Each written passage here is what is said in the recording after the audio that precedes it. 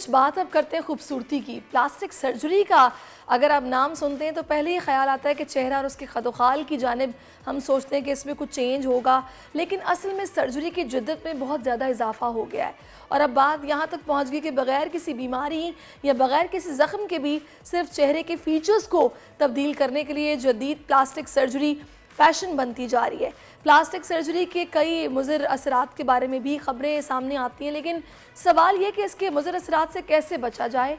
इस वक्त cosmetic surgery की मकबूलियत में भी नुमायाँ इजाफा हो रहा है, मगर बाज़ औक़ात कॉस्मेटिक सर्जरी के नुकसानात भी इतने शदीद होते हैं कि मुतासरा शख्स की पूरी ज़िंदगी मुतासर हो जाती है। अब आपको अंदाज़ा होगा कि हम फिर बात करते हैं कि यार ये कितनी खूबसूरत थी, इसने क्या कर लिया अपने चेहरे के साथ, ख़राब कर लिया अपना चेहरा। ज़ाहिर है फिर जो करवाता है उसको इस तरह के कमेंट्स बर्दाश्त भी करने पड़ते हैं। और अगर आप किसी ऐसे डॉक्टर के पास चले जाएं कि जिसको नहीं अंदाज़ा या उसको एक्सपीरियंस नहीं है, काम उसका ठीक नहीं है, तो आपकी शक्ल बिगड़ जाती है। इसी सारी सूरत हाल पर बात करने के लिए इस वक्त हमें ज्वाइन कर चुके हैं डॉक्टर अफजाल बशीर बाजवा साहब, जो कि कॉस्मेटिक सर्जन और साइंटिस्ट भी हैं। बहुत शुक्रिया डॉक्टर अफजाल आपके वक्त का।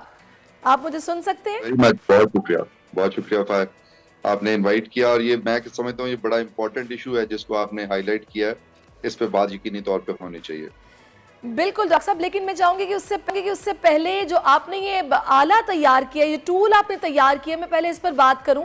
आपकी तरफ से एक टूल तैयार किया गया कि नाक की हड्डी अक्सर लोगों की टेढ़ी होती है, जो वो ठीक करवाने के लिए बड़ी कोशिश करते हैं, फिर जिसकी वजह से उनकी नाक में, जिसे उर्दू में गुदूदे कहते हैं, वो बन जाती हैं, जिनसे वो सारा टाइम परेशान रहते हैं, नाक उनकी बंद रहती है, उन्हें प्रॉब्लम फेस करनी पड़ती है। पहले इस टूल के बारे में बताइएगा, फिर प्लास्टिक सर्जरी पर भी आते हैं।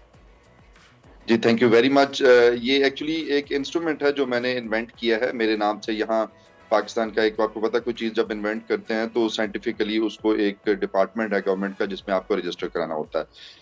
तो उसमें उसको कहते हैं IPO, इंटेलेक्चुअल प्रॉपर्टी ऑर्गेनाइजेशन। ये गवर्नमेंट का एक इंस्टीट्यूट है। उसके साथ मेरी जो डिवाइस थी, जो इंस्ट्रूमेंट है, ये रजिस्टर हुआ।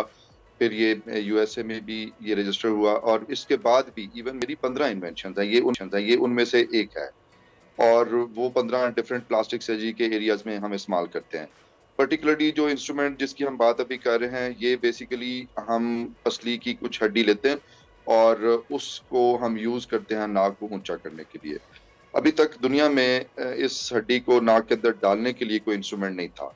तो इसको डालने में, वो चूंकि छोटे छोटे हमने पीसेस करने होते हैं, तो उसको डालने के लिए हमें काफी टाइम लग जाता था। अबाउट आप समझिए कि घंटा से 1.5 घंटा आराम से कंज्यूम होता था। अब उस दौरान पेशेंट एनेस्थीसिया में होता है और उसका सर्जरी चल रही होती है।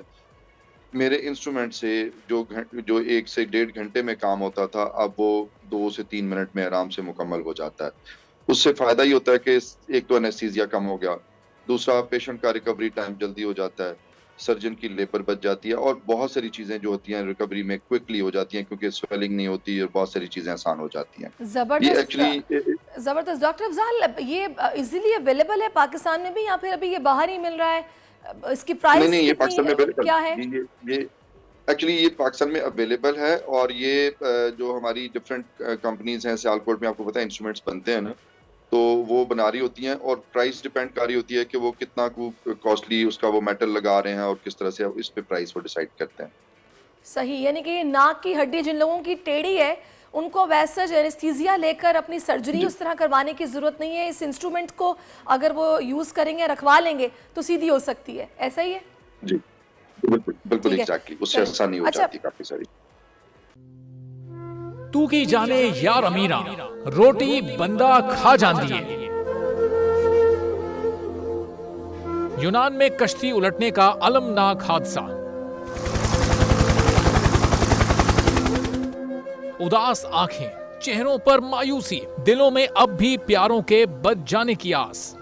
मेरी दरखास्त है वजीर आजम अगे, जल्दी तो जल्दी मेरे बच्चे की तलाश की जाए।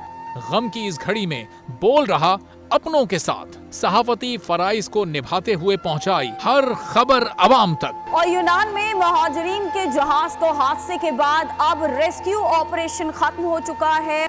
68% अवाम ने कश्ती हादसे की पल पल की खबर से जुड़े रहने के लिए देखा सिर्फ बोल न्यूज, क्योंकि बोल है पाकिस्तान का नंबर 1 न्यूज चैनल। सब्सक्राइब करें और बेल दबाएं ताकि कोई खबर रह न जाए।